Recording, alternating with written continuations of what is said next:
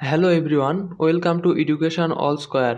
আজকের এই ভিডিওতে আলোচনা করব ইংরেজিতে যেসব শব্দের শেষে এস থাকলে অর্থের পরিবর্তন হয়ে যায়। চলুন সেসব শব্দ জেনে নেওয়া যাক। টাইম সময়, টাইমস বার। নিউ নতুন, নিউজ খবর। ফুড খাদ্য, ফুডস খাদ্যের তালিকা।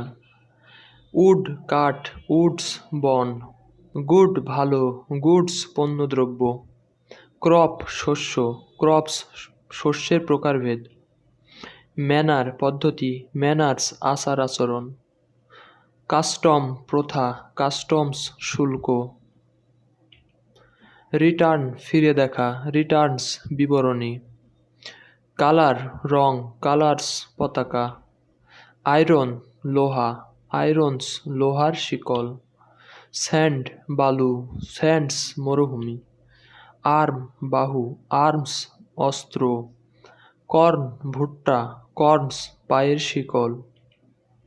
ওয়াটার পানি, ওয়াটার্স জলাশয়।